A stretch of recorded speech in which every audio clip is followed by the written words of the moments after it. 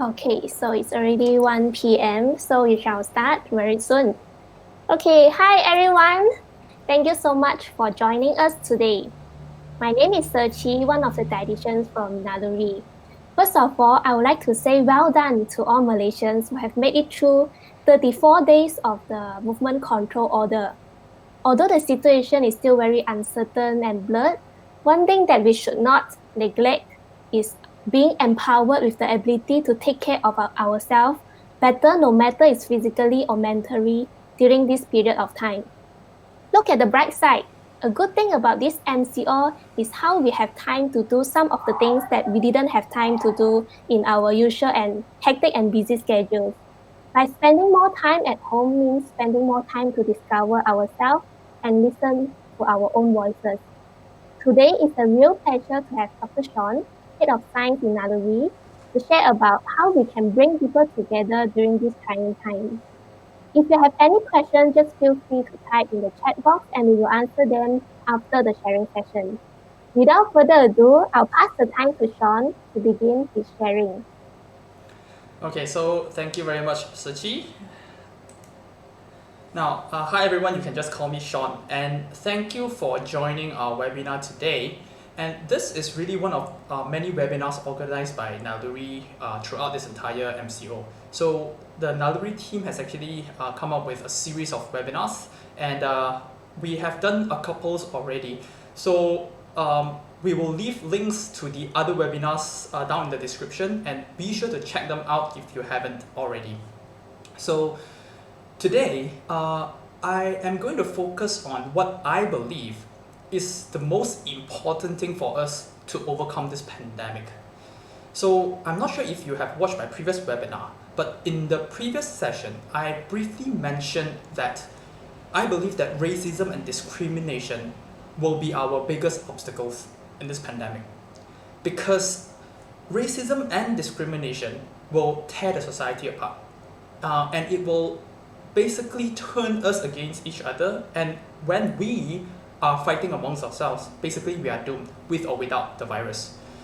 So that got me thinking, and here I propose that the key to overcoming what we are going through right now is to bring people together. So over the past few weeks, we see people coming up with creative ways to connect with each other. Okay, so I've watched some videos and how people actually go in front of other people's house and dance and sing together with like a safe distance. And as I was watching all these videos, I actually felt very touched. And I thought to myself that the world will be a better place if all of us can actively support the people around us like that. Now, better still, if we could extend our kindness and care to strangers who are in need. So if we take a step further, if we can extend the same kindness to even our enemy, basically we have nothing to fear. So really, my sharing today is my thoughts on how we can bring people together and how we can encourage people to show kindness to the people around us, to strangers, and also perhaps enemy. Now, so I noticed that as a result of this pandemic, many people are made aware of and also forced to appreciate the people and the processes that are under acknowledged all this while. All these people and processes that have been supporting the society, and it is time like this that people will really pay attention to the people behind the scene.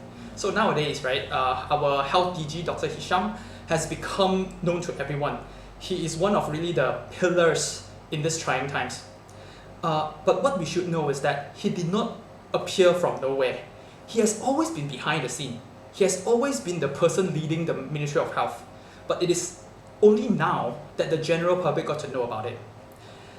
So also the same thing, when we talk about healthcare professionals, right, we often think about doctors, but nowadays we are putting much more attention and acknowledgement towards nurses and medical assistants and other healthcare professionals. So we also start to appreciate the delivery man in the transportation system. We also start to acknowledge the importance of farmers, phone operators, basically everyone in the essential services. And as a few weeks ago, we even applaud for Gardenia delivery truck. So just think about this. The society is like a clock, okay? And we need each and every part of the clock, each and every gear, to work in order for the society to function. So each and every part is important. Having said that, we have to understand that the fact that we are all important, to be honest, doesn't mean that we are all equal. Just like in a clock, right? There are many gears, okay? There are many different parts. But generally speaking, there will only be one or two batteries, one or two motor. So this is the same as basically any team. In a team, we have many members, but probably we have only one or few leaders. In the government system, we have many ministries and ministers, but we only have one prime minister. So to some extent, it is understandable why people hold different roles in the society, and different people are being placed differently in terms of importance. And it is also understandable why people get paid differently. Because the things that you do, some people may not be able to do it. So when it comes to salary and pay and stuff like that, it's never completely fair, but it is somewhat reasonable. Of course, there's always room for improvement. We always have to do a bit of adjustment so that people who are underpaid get acknowledged. But generally speaking, it is understandable why people hold different roles and why people get paid differently. However, regardless of your socio-economic status, regardless of the work that you do, your occupation, how much you're earning, to me, I feel that respect and the right to live with dignity should be equal. So it doesn't matter whether you're the prime minister or whether you are really someone who is just doing labor. Everyone deserves to be respected and everyone deserves to live life with dignity. So if anything, I think COVID-19 is a lesson to us that life is equal.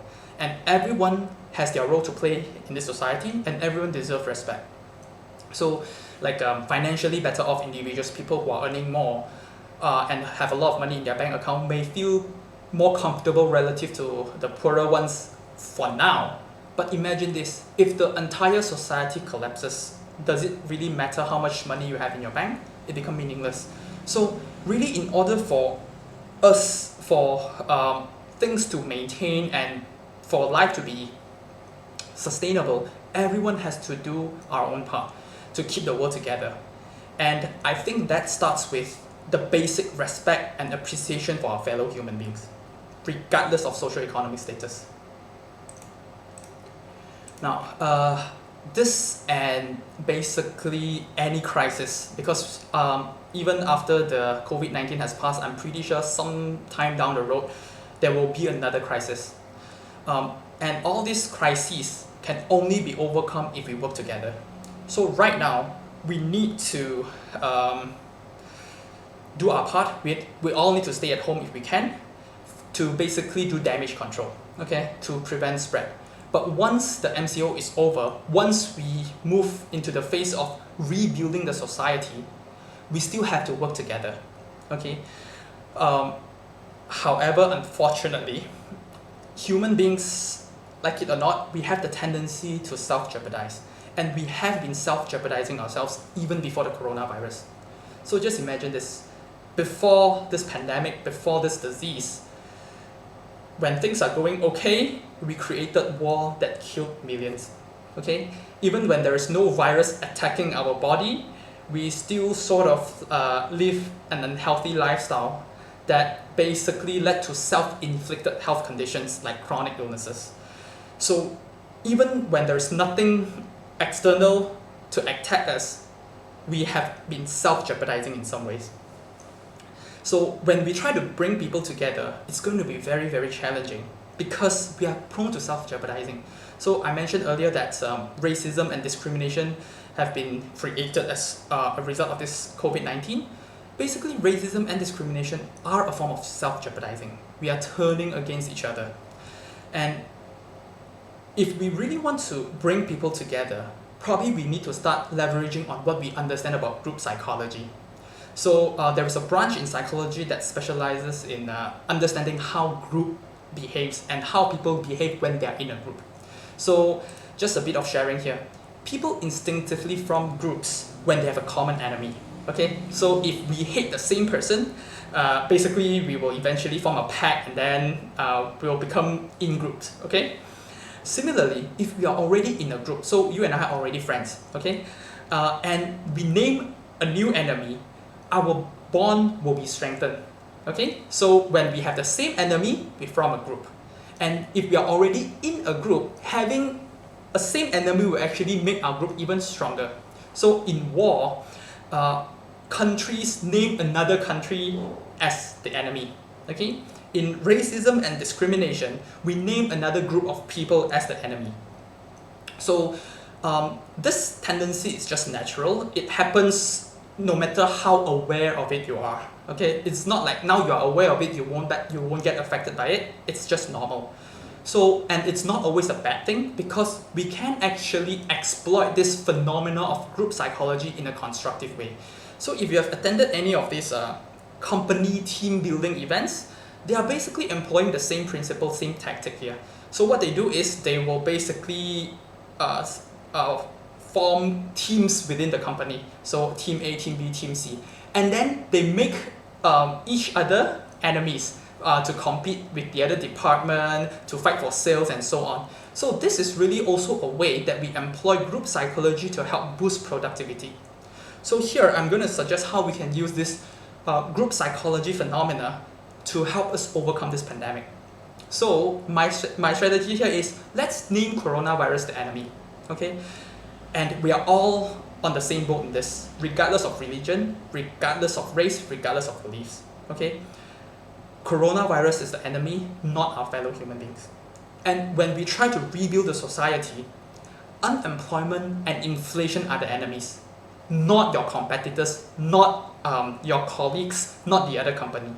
And businesses and organizations have to work together to focus on defeating our enemy, which is unemployment and inflation and poor economy, and not each other.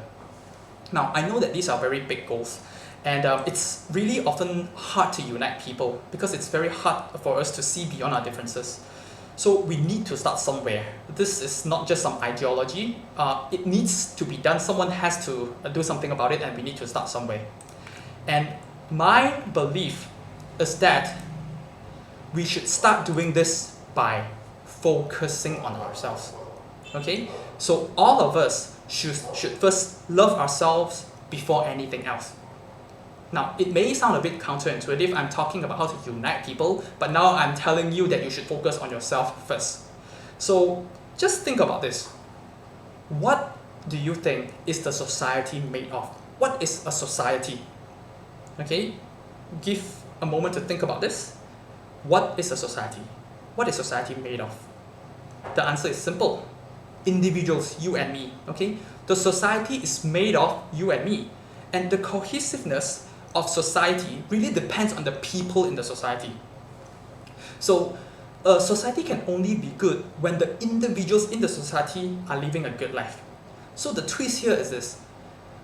Yes, we want to save the world, we want to help the society, but we don't really need to think too broadly. Take care of ourselves first. So my main message today is really about self-love, okay? And the goal is to love ourselves enough, so much so that we have the capacity to spread our love to others. But the underlying point is we have to love ourselves enough first. So, number one, to love yourself, you have to pay attention to your own needs first. Okay? You have to know what is important and meaningful to you. And number two, allow yourself to be vulnerable. Allow yourself to feel emotions, even the negative ones. So during this pandemic, a lot of people are feeling insecure. A lot of people are feeling a lot of negative emotions. And they are trying very hard to stop their negative emotions. So what I'm trying to say here is, give yourself permission to experience that. So even if you have selfish thoughts during this period, even if you feel like you want to panic buy groceries, you want to stock up a lot of stuff, you want to hoard objects, you feel like you don't want to go to work even if you are supposed to because you are in the because probably you are a healthcare worker, because you are in the front line, even if you are you have the feeling of wanting to run away from your responsibilities, give yourself permission to feel that, to experience that.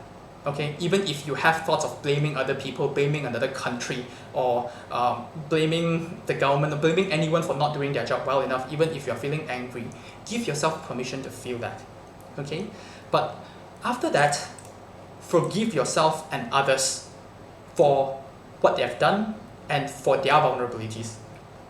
So forgive yourself for having these thoughts, because not only you, most probably other people are also going through this experience similarly as you. They also make mistakes, they also feel insecure. We are all going through an unprecedented crisis right now, and I think we all deserve to be forgiven to some extent, and it's completely fine for us to make one or two mistakes along the way.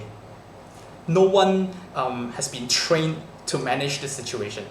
So if your boss is giving you extra stress during this period, try to understand that and forgive him or her for doing that, because he is probably also adjusting. If you feel like you want to stay at home, you don't want to go to your office, give yourself permission to feel that and forgive yourself for having that thought. Okay, if your employees are retaliating because they tell you that they don't want to go to office and you insist that they have to go, please also try to understand that. Now, so forgive yourself and tell yourself that you deserve respect and appreciation. Be kind to yourself and others. It doesn't matter whether you think you deserve forgiveness, you deserve kindness. Just do it to yourself and also do it to others. Again, we are going through an unprecedented crisis. All of us deserve to be forgiven if we made one or two mistakes along the way. Now, the reason why I believe that by focusing ourselves, we can heal the society is because we are all interconnected. Okay, our love for ourselves will eventually translate to our love for others, because we all share our lives together. And it is very true that your relationship with yourself actually affects your relationship with others. So how you perceive others is actually a reflection of your own projection and beliefs.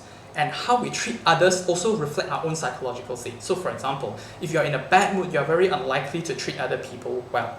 Okay? And if you are generally an angry person, you will also tend to perceive that other people are being hostile towards you. So meaning to say, if you want to improve relationship with other people, you have to first improve your relationship with yourself. So imagine a very wealthy person who is generous and grateful towards life. These people are very likely to want to help other people to be successful. Now, a similarly wealthy individual, if this person is insecure or emotionally unstable, this person is very likely to be defensive and feel threatened easily. So again, this is a reflection of how our relationship with ourselves actually affect our relationship with others. And relationship is really what makes a society. Okay, so improve on your relationship with yourself first, so that you can improve your relationship with others, so that as a society we can heal. So start from ourselves first, because it is important for us to understand that self-love is not the same as being selfish. So I see a lot of you are online now, and I can actually see your chat on my screen. So I just want you to guess a bit, okay? So now here I'm telling that self-love is not the same as being selfish. Can you just share with me your thoughts on how self-love and selfish are different? So type down your comments here. I think I have about 5 seconds of delay, but I'll be able to see your responses. So I just want to see how people generally understand the term self-love and selfish. Okay, so I'm waiting for your responses.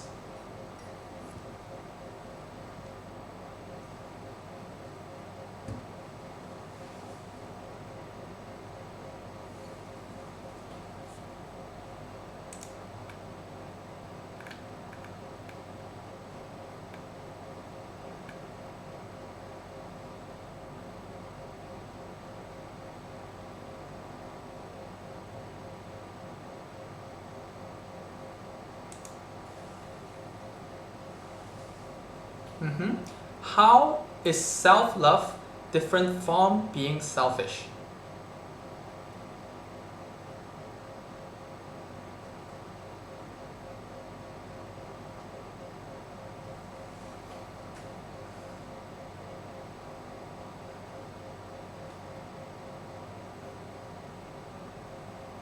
Yep. So basically, you guys have the idea quite right. Selfish is when you are only interested in your own gains and you disregard other people's welfare. Self-love tends to be mutually beneficial. Yep. Okay. And you know that a person is being selfish when he or she is doing things that benefit him or herself at the cost of other people. Whereas people who understand self-love, they tend to be relationship oriented, and therefore they try not to hurt other people because they understand that hurting other people will basically come back to us and cause them to feel hurt as well. So the difference between selfish and self-love is really whether you take other people's welfare into consideration. If you only focus on your own benefit at the cost of other people's welfare, that is being selfish. But if you do things that are mutually beneficial and you can actually benefit yourself more than the other person, as long as you are not actively taking advantage of other people. So that's the main difference between selfish and self-love. So focus on common interests. Focus on developing things that will help us grow and at the same time benefit other people as well. So time is a limited resource. Basically, we only have 24 hours a day. Okay? And if you focus on things that you personally have interest in and would benefit other people at the same time, you are basically maximizing the meaning that you created from your time, right? So understand ourselves, regularly reflect and explore our own thoughts and feelings, and understand yourself better so that you can help others understand you. Okay? Now, truly understanding yourself is a challenge. It's not that easy to truly understand who we are, and therefore it is even harder to understand other people. But good communication is really based on understanding to some extent. So imagine this, if we can't understand ourselves, how are we supposed to understand other people and also communicate well with other people? So here I will give you an example to demonstrate my point. So I am not sure whether you have been to Universal Studios before. So I will continue to tell my story, but I want you to type in the comment to tell me whether you have been to Universal Studios before, and if yes, which one have you been to? The Singapore one, the Japan one, or anywhere else? Okay, so just type in the comment and tell me whether you have been to Universal Studios before, as I continue to tell my story. So my wife and I actually went to the one in Japan. So we did some research and asked people around before we went there, and almost everyone unanimously told us that you have to be there very, very early to get a good spot, okay? Because people will be there very early, so you have to reach there even before it is open to be ahead of the line, okay? And so my wife and I actually went there 30 minutes before it was open. So as expected, when we reached there, the queue was already very long. And but what surprised me was that unlike when we were waiting in public transports, so usually when we wait for LRT or something like that, right, we get very frustrated, we get very impatient. But people, when they were waiting to get into the Universal Studios, they were actually okay, they were smiling, all of them were actually happily waiting, okay, and there was some very happy music playing in the background. So I still remember Elmo from Sesame Street was speaking in Japanese, which I felt kind of weird, to be honest. Okay, so we were queuing, everyone was happy, it didn't feel frustrating at all. And I think partly because in Japan, queuing is part of their culture. So they queue for everything and everyone follows the rule very obediently. So plus the weather when we were there was actually quite nice. So it didn't feel frustrating at all queuing to get into the Universal Studios of Japan. In fact, because all of us were so eager to get in, the queue itself actually created some form of emotional suspension, you know. So when we finally get to go in, we were very, very thrilled and very, very excited. And when just as soon as we stepped in the Universal Studios, we were greeted by all these movie and cartoon characters, and all of them were smiling, they were all being very, very nice. But my wife and I basically just nod, smile back, and then we ignore them straight because we were rushing to the hottest and most popular ride in the whole of Universal Studios. If you know what I'm talking about the Harry Potter Forbidden Journey at the Wizarding World. Because we were told that if you could only do one ride, okay, in the Universal Studios, you have to do the Harry Potter one. The other ones, okay, they're still great, but if you could only choose one, you should do that. And so we rushed to the Wizarding World of Harry Potter, the first thing, and then we quickly joined the queue. So luckily we reached there early. We still waited for more than 30 minutes to actually get into the ride. And yes, it was a lot of fun.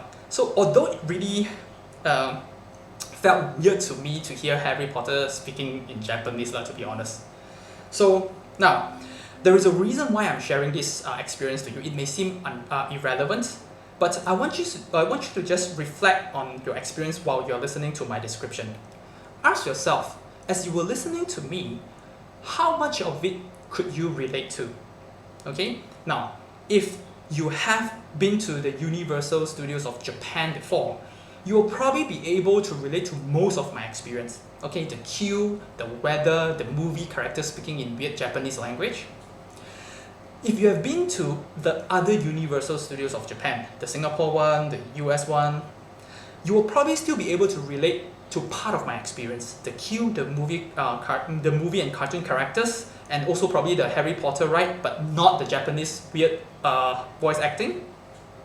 Now, if you have never been to Universal Studios before, you'll probably try to relate to my experience based on your experience visiting other theme parks. Maybe Disney, maybe Genting, or maybe some other theme parks.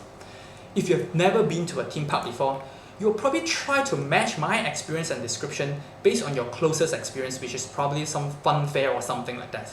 Okay? Now, if you have never even been to a fun fair, probably you will be able to relate to waiting for public transport, but nothing else. So the underlying point of this example is that we can't truly understand things that we cannot relate to. And we can't relate to things that we have never experienced. We can probably imagine it, but we can't really relate to it. So same as understanding of others.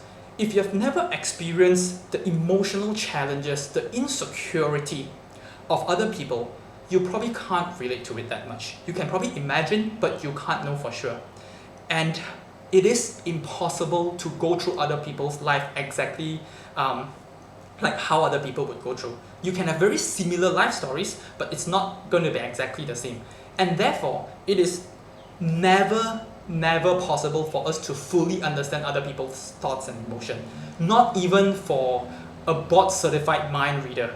I mean, if such a thing even exists. Right? So, the best way for us to relate to other people is actually to understand ourselves well and to relate on our own experiences. While everyone's experience of the world is subjective, we tend to share similar themes and stories in our life, right? If you look at all these superhero movies, if you look at other people's life story, all these successful people's biography, you will notice that the stories are really literally the same thing. They used to be poor, and then they had hardship, and then after the hardship it made them stronger, and then they become more successful. If you really make their story into a book, you will notice that all these storybooks, they almost tell the same story. So this also tells us that if we reflect on our own experience and we maximize our learning from our own experience, we can probably be able to relate to other people better. Because somewhere in your own story, some other person can share that. Okay, some other person can share components of your own experience.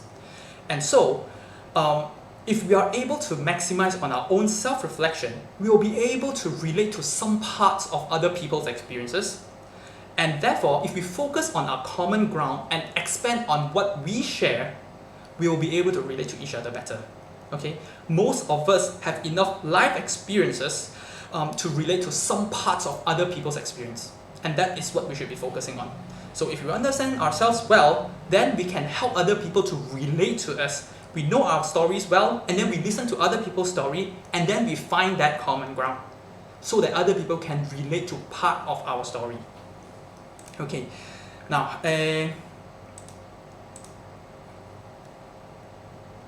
next, I would like to share about how we can make self-love actionable. What are the things that we do for us to self-love? Because self-love is an active process. Self-love doesn't happen just by you sitting there. You have to actively engage in it. And self-love is really a huge topic, so I'll just really start with 4 components here. Okay? So the first component, allow time for self-reflection. Number 2, invest on what is important for you. And to do that, you have to first know what is important for you. Number 3, express yourself appropriately so that other people can understand you. And number 4, take initiation to reach out when you need so. So again, like what I mentioned just now, it's very hard for people to understand you. So it is much easier for you to understand yourself well first and then develop your communication skills to help other people relate to you. Okay, self-reflection basically means trying to understand what is meaningful and important to you. And to understand that, focus on understanding the things that would give you emotions. Okay, so spend some time to think about what gives you happiness and what makes you grateful, what makes you sad and depressed, what makes you fearful and anxious, and what makes you angry and disappointed. So I will basically do this practice with you all together. So I want you to spend a bit of time to think about one thing, okay, that gives you happiness, that makes you feel happy. So type down that one thing that gives you happiness in the chat, and I will basically look at your responses. Okay, type down in the comment, name me one thing that makes you happy.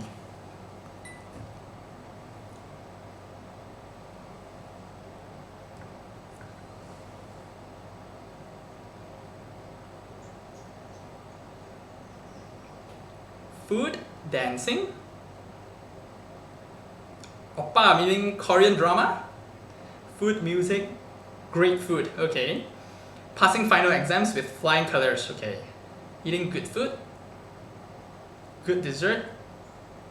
Food. Macadamia nut ice cream. Money, yep. Being outdoors. Bonus. Travel. Good food.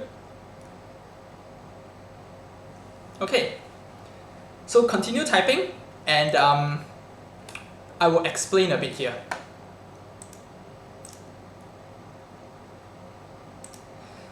Things that make you happy are generally the things that you appreciate in life. And if you notice the responses that we are getting here, it is mainly about relationship and experiences. Experiences meaning travel, or the time you spend with your family members, or a good movie, good food. Those are also experiences, right? So I see a few responses on money. Now, if you really think about this, why is money valuable? It's because money can buy you experiences. Money is never really something valuable inherently. It is always the things that you can purchase with money that is meaningful. And you'll notice that until now, at least at this point, I haven't really seen anyone writing anything like, I am very because I have I am very happy because I have a Mercedes. I'm very happy because of certain objects that I own. So because it is true, okay, that according to research, objects don't usually give you happiness for very, very long. So if you name an object, okay, as your source of happiness, chances are you recently bought this object. So for example, you say, my Mercedes-Benz gives me happiness, and that is probably because that is a new car. According to research, happiness that comes from object usually don't last for longer than 6 months. It is usually relationship and experiences that are more meaningful. So happiness comes from things that you appreciate. Now, so sadness basically comes from the things that you perceive that you have lost, or something that you appreciate but it's no longer there. Similarly, it is also generally people, decision, and also some outcomes. So for example, you can feel happy as a result of graduating with flying colors, right? So if you fail, it will also give you sadness. So things that can make you happy can actually also make you sad. Similarly, sadness that comes from that comes from material stuff, for example, like a car, you crash your car, also tends to be shorter. So when you first crash your car, you probably will feel a lot of pain, a lot of hurt, but 6 months down the road, you probably don't feel anything because it's a lost cause, it's behind you already. But you can continue to feel very sad for the people you love who you have lost. Okay, so sadness and happiness, they are really different sides of the same coin. They are generally things that you appreciate and the things that you value. Now, fear, the things that you fear are the things that you anticipate you will lose. Okay, and they are also the things that you try to control. So some people have the fear of going out because they are scared that if they go out, they will get injured, they will get hurt. So in that case, they are actually trying to control their own safety. Okay, so things that you have fear about are things that you are trying to control. So for example, some business owners nowadays, they are very fearful of their business because they are actually trying to control their business. They are trying to keep their business survive. And the thing is, we don't always have full control over everything.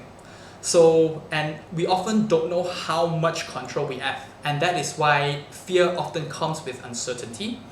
Especially, there are some people who are generally control freaks, right? They like to control what other people think, they like to control what other people do.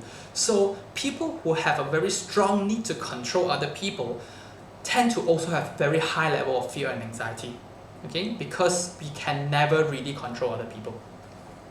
Now, last but not least, anger comes from the things that you perceive as being unfair. You will feel angry when something that has happened is unfair to you. And to some extent, you feel that the other person or other people have control over the outcome, and that is why you're angry. So for example, if you have an accident and then you get angry at the driver, you are assuming that the driver had some control, okay, over the situation.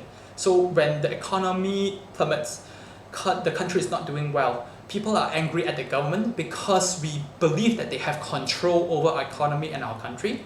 When bosses are angry at their staff for their performance, that is probably because the bosses believe that the employees have some control over their own performance. When staff are angry at their bosses that they are being treated unfairly, when there is no salary raise, that is probably because the staff believe that the bosses have some form of control over their salary. When wives are angry at their husbands for coming home late from work, the wives are probably making the assumption that the husbands have control over their work. Okay? So when you get angry, it is generally assumed that you think that the other person has some control over the situation, which is true sometimes, but not all the time. Sometimes we don't have control. Now, so if you look at this, right, every emotion that we experience basically reflects some form of assumptions and thoughts. And anything that can give you emotion, it means that it is important and meaningful to you in some way. So you can just consider emotion as your mind trying to send you a non-verbal signal. Anytime if you feel an emotion, it means that inside you are telling yourself something. So spend some time to reflect on your own emotions so that you know what message your mind is trying to communicate with you. That is what I mean by self-reflection. Okay? Now, once you have clarified what is important and meaningful to you, then you really have to focus on it. Because anything that can give you emotion is meaningful and valuable and significant to you. And you really want to spend time on these things. Okay? So, do more of the things you appreciate, meaning to say things that make you happy, do more of them. Let go of the losses that cannot be reversed. If you have lost something, okay, if something is already gone, let it go. Let go of things that make you sad. Take action on things that you anticipate. So if you know something is about to happen, and if you know that you have control over it, do something about it, okay? Let go of things that cannot be changed. That is equally important, because whenever we are trying to control something that we have no control over, we'll only create anxiety and fear. So it is also a separate and important skill for us to be able to differentiate what we can control and what we cannot control. And number 4, work out things that you perceive as unfair. If you are angry, if you perceive that something is unfair, clarify, work things out. Because sometimes you may assume that the other person had control over the situation, but in reality it may not be true. Okay? Now, so focus your limited resources on things that would give you emotion, because things that would give you emotion are things that are meaningful and important to you. And once you have done this practice enough, you reflect yourself enough, you will over time develop good understanding of yourself. You will know what you want, you will know what caused you to have emotions, and then it is your responsibility to help other people understand you. Because if you understand yourself best, it is your job to help other people relate to that. And same thing, if you don't understand yourself well, how can you expect other people to understand you? So good communication always comes from good understanding of yourself first, and because you understand yourself so well, it is your responsibility to help other people relate to you. So when we try to communicate with other people, be sure to clarify what you actually want to achieve in your communication session. So a very good example that I like to use when it comes to communication skill is basically sales, right? So a lot of people go for sales training to train how to speak more eloquently, to how to make points more clearly and so on, to help people understand things better. But if you really think about this, what is the ultimate goal of doing sales? It's for the person to buy, okay? So the person can actually like you, the person can understand your point, you have explained yourself very, very clearly, but if the person doesn't buy your stuff, you are still not achieving your goal, okay? And do you always have to speak very, very well to do sales to get someone to buy you? No, not necessarily. If you can hit the person's need, even if you're not speaking very well, you can probably still achieve your goal. So before you even start opening your mouth, make sure you know what you want to achieve out of the communication and focus on the goal and not simply just making a point. Okay? And when you communicate, focus on the issue, not the emotion. So just now I have shared how we can understand ourselves through reflecting our emotions. So if you have done that part well, you would have a good understanding of yourself and what caused the emotion to happen. So when you communicate with someone, you should already bring your points and all these underlying thoughts in your discussion rather than simply just the emotion. Okay? If you only feel angry but you couldn't tell what is it that is making you angry, you can't tell what assumptions you are making, you are really not ready for communication yet. You still need time to reflect on the emotion before you can actually speak up to, before you can actually talk to someone about this. Okay? And focus on the solution, not the problem. When you discuss with someone, focus on finding a way to solve the problem, not just simply emphasizing the problem, because emphasizing problem will only cause the emotion to grow, and the more the emotion grow, the less likely you are able to reflect on it effectively. So a tip on how we can do this. So just listen to these 2 questions and tell me, you don't need to type it down, but just reflect on it and tell yourself how does it feel to you.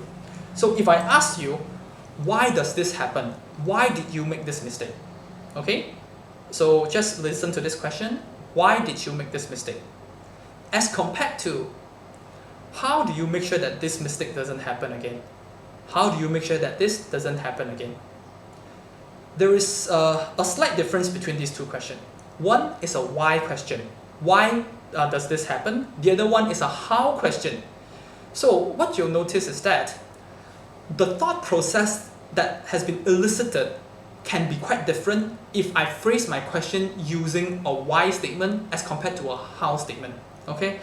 Why did it fail? How do we do better? Why usually elicit reasons, and the reason may or may not inform us a solution.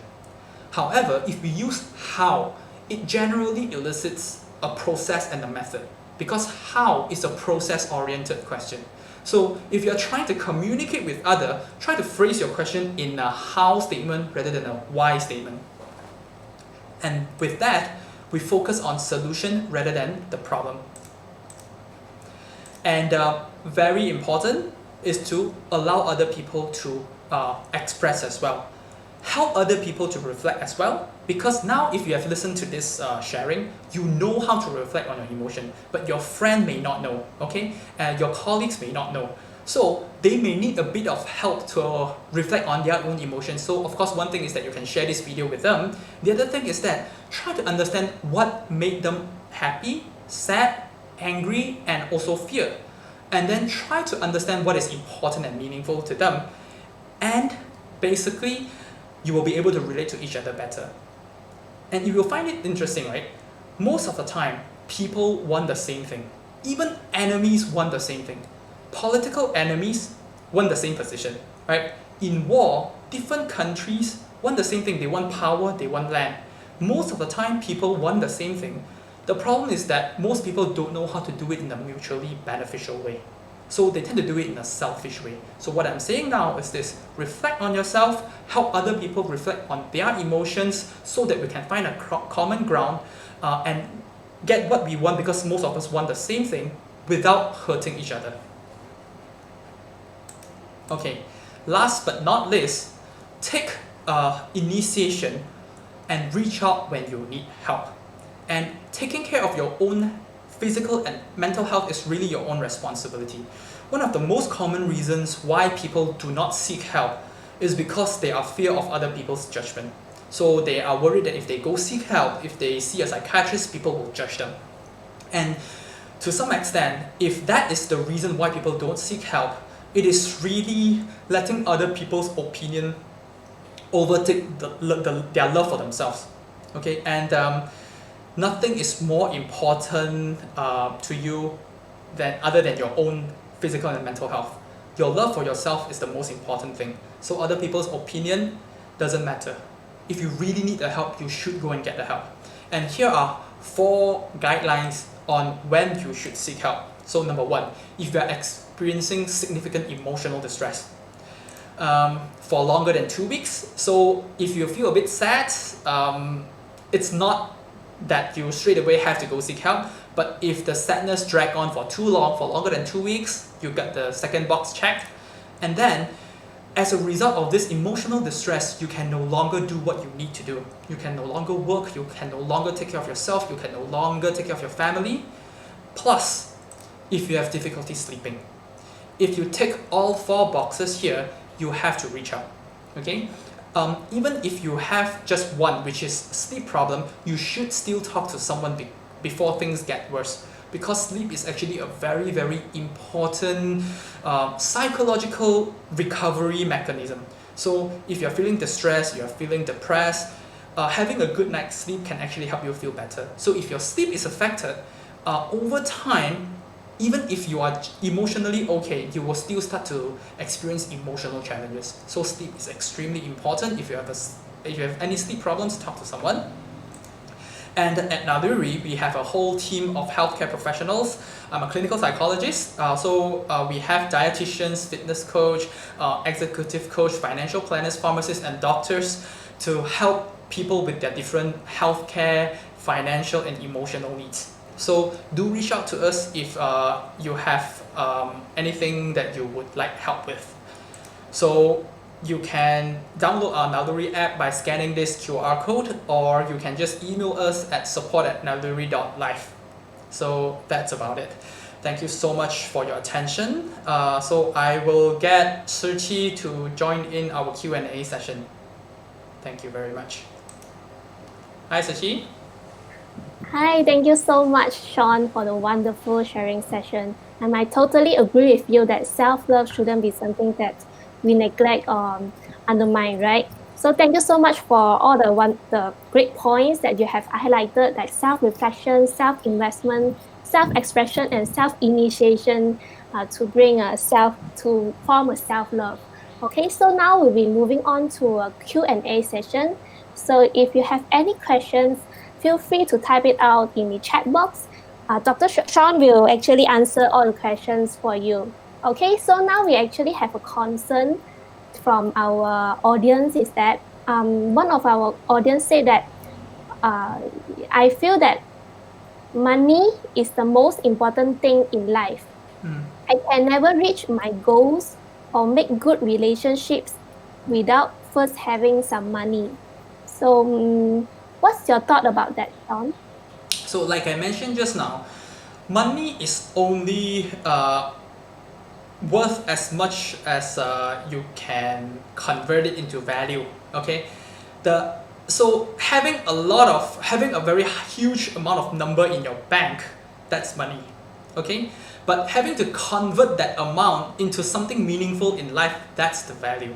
So uh, the problem is, I think that the whoever will ask this question, it's not like she thinks that money is the most important thing. I'm pretty sure that this person is also has also placed a lot of emphasis on other stuff. But probably the assumption that has been made here is that you only can have all these other things with some amount of money, which I completely agree. So there's actually, it's not a concern, it is true. But of course, the question then we have to ask is, how much money do you need, okay, for you to sustain that kind of meaning? And this is very different for different people. So I'm pretty sure that someone as rich as Bill Gates will have to have a much higher overhead per month compared to myself. For me, I probably only need a few thousand ringgit to sustain like a meaningful life, but for him, he will have to have much more than that because of the way his life is. So again, the question is, how much do you actually need to sustain that kind of lifestyle? And yes, money is important. I never said that money is not important. Okay, it is important. Okay, thank you very much, Shawn, for the answer. And I guess everyone have different meaning towards money, and it also very much depends on our lifestyle and our spending type and style. Okay, so I hope Shawn have answered the question. Okay, so now let's see if we have other questions coming through. So feel free to type it out. Okay, so we have also have an audience who is concerned about whether we should handle difficult interaction that has high emotion involved. Good question. Mm. The general principle is this: uh, if on a scale from 0 to 10, your emotion is 8 and above, meaning to say you are very emotionally involved, do not engage. The general principle is you shouldn't solve a problem when you are very, very angry, okay? And you shouldn't make a commitment when you are overly happy. So people tend to make very weird commitments and lousy commitments when they are too excited. So allow yourself some time to reflect on the emotion, and when the emotion has come down to maybe a 3 to 7, okay, and when you feel that you have reflected on the emotion enough, then only you engage. So the entire purpose of my sharing on the 4 emotions just now is really to help people process that emotion, because we know that emotions always tell us something, but most people don't know what emotions tell us. They just feel the emotion and then they just keep wishing that the emotion would just go away. But emotion is there for a reason, oftentimes very important reasons. So when you are overly emotional, do not engage. Wait for the emotion to come down, then only you take your action. I see, Shawn. So wait our emotion to calm down first before we making any decision, right? So think twice before doing. Yep, use that time to reflect. Okay. Very useful sharing from Shawn. Okay, so next question we have is do you have any tips on how this interaction can be done better virtually, especially understanding others' emotions virtually? So this is actually a challenge that I'm giving myself as well. So I'm a clinical psychologist. I am very used to doing in-person interactions with my clients, and obviously it is much easier to relate to other people and to pick up certain verbal and non-verbal cues when you are interacting with the person in the same space. So over the internet virtually, I can think of two ways. Okay, number one is we basically make it clear to other people that we won't be able to pick up every single thing over a webcam, and we encourage the people the people that we are communicating to reach out. We tell them that I am limited by all this distance and the internet, so I need you to tell me, I need you to share with me your emotions when you are experiencing something. Okay, so rather than depending on me to pick up everything, I want to encourage the person to reach out. The second thing is, of course, that is really out of my league, is maybe for us to develop some form of technology where we can do like hologram. I watch a lot of super hero movies, okay, where we can like sit in a room and then the entire room I can have people showing. If you have watched this show called the one the spy movie. I forgot the name. Arthur or whatever. Kingsman, yes, Kingsman. In Kingsman, in their meeting room, they have this hologram thing. If one day we can have that, that would be great.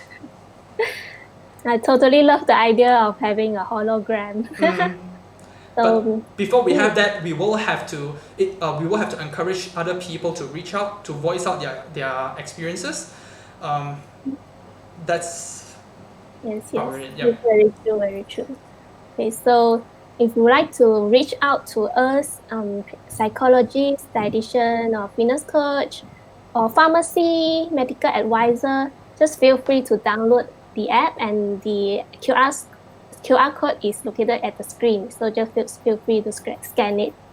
Okay, so if we have no other questions, then another question we have. So timing is also need to consider to open a discussion with someone. Yes, timing is very, very important. So some people would think that immediate feedback is important. You immediately address certain thing is important. I personally don't think that is always true. Okay, so I think good communication needs to be grounded by strong relationship first. Okay, so how soon you can communicate something with a person depends on how strong your relationship is with the person. So if you don't first have a strong relationship and you just go and confront everything and communicate everything, eventually you will damage the relationship very fast. But if you already know the person very well and the person trusts you, the person know that no matter how heated our argument becomes, in the end we'll still love each other, we'll still trust each other, we'll still work things out, then yes. So timing is important, but it's very hard for us to give like a general principle on when is the right time to do so. But again, tying back to my point earlier, if the emotion intensity is too high, it is rarely a good idea. Always reflect on the emotion first before you attempt to communicate. Very insightful sharing. So just bring back to the previous point that when emotional comes, so calm down first and then think and settle down first, and then before making any decision, so that you won't make any wrong decision, a regretful decision, right? Okay. So we also have another question from Wan Yifeng. Behavior influence action and link to feeling. and equal to action. But if we can predict the result in the early stage, how can we change the other people action before they come to the result? Okay, so let me read this question again and try to understand. Behavior influence action and linked to feelings. Okay, action. But if we can predict the result in the early stage, how can we change the other person's action before they come to the result? Okay, so this is basically a situation where I'm just trying to see whether my understanding of this question is correct. So you already see that something is about to happen, okay, and you know that the outcome is probably not going to be ideal. So what can you do to help influence other people to prevent that undesirable outcome from happening? So I'm assuming that's the question, and I will answer based on that.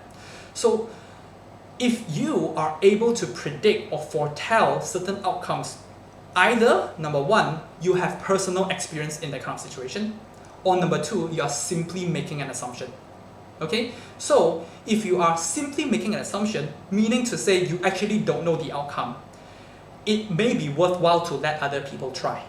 Okay, and you also try as a result, because we really don't know, so might as well just give it a try.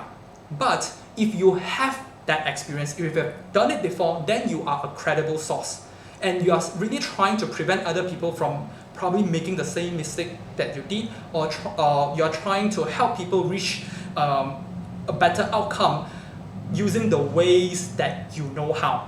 In that case, you have to tell people about your personal experience. Again, remember what I mentioned about self-reflection and helping other people to reflect to your experience. So if you have that experience, create a story. I'm not saying that make up a story. I'm saying that you have to phrase and structure a story. Share your experience and tell the other person or other people why this story is relevant to the situation, to help them relate. So again, the main point here is to help other people relate to your story, relate to your point, because people cannot understand what they cannot relate to. That's the general principle. So again, if you have never done that, it's really simply based on assumption, probably give it a try. Okay, but of course you don't need to have experience taking a bullet in your head to know that it will cost you death, right? So unless you are very, very sure that it will happen, if not, probably give it a try. But if you have personal experience in that situation, tell your story, help other people relate to your experience. Yeah. Very fruitful sharing. Okay, so next one we have is, do you have any good online channel related to psychology to recommend, especially for sales and marketing field? There are a lot, too many to name. So too many to name, and then I can't think of anything right now. But be sure to reach out to us, send us a message, and I will probably copy paste some link for you. Yes, but there are. So of course, another thing is this. When people promote their materials online, what they tend to do is they will give you some teaser, which will eventually prompt you to purchase their program, which a lot of these programs are actually valuable. So my feeling is just go through whatever is free that is available, and you don't need to know everything for you to start making meaningful changes. Meaning to say, you don't have to memorize all our 5,000, 100, whatever psychology textbook for you to understand psychology. If you go to any source and you find one or two things or ideas that you think you can start implementing, just start implementing them. So whatever you can find, if you can use that information to start making changes in the way you do things, just do it. Okay, but if you want more resources, reach out to us. I will share with you some. Okay, so if you want a specific resources from Shawn, just feel free to talk to him in the Naluri app. Or you can email us at support@naluri.life, which is on the screen right now. Yeah, on the screen. Okay, so another one we have. How do you overcome a repeated emotional pattern? For example, being angry at most times. What's your thought about this, Shawn? Okay, so a repeated emotional pattern basically means a perpetuating or ongoing relationship or also dynamic. Okay, if you get what I mean here. Okay, so what I'm trying to say is this: if you are if you experience some form of emotional pattern, probably because you have some ongoing relationship or some form of dynamics that is causing it. So it is not that easy to just address that emotion. I actually need more information about the relationship and dynamic that is ongoing. However, what I can say is this: it takes at least one of you to break that pattern. And it should always be you, not the other person. Because, like I mentioned, it is very hard to understand other people and it is even harder to change other people. So it will always have to start from you first. So if you really need help with that, reach out to us. We can have a private conversation on this. Okay. All right. So thank you, Shawn. So far we have already answered all the questions. So if there's no more questions, we will be ending the session very soon. Okay, so thank you so much for everyone who joined our session today. So it's indeed a very meaningful session from Shawn, and we have learned a lot from you. So, okay, so Shawn, thank you very much. And everyone who is watching now, thank you so much. So take care and stay safe. Thank you. Bye-bye. Bye-bye. And oh yeah, we have another webinar coming next week, which is about financial management during this critical period of time. So feel free to tune in at 1 p.m. next Monday. Okay, bye-bye. Bye-bye.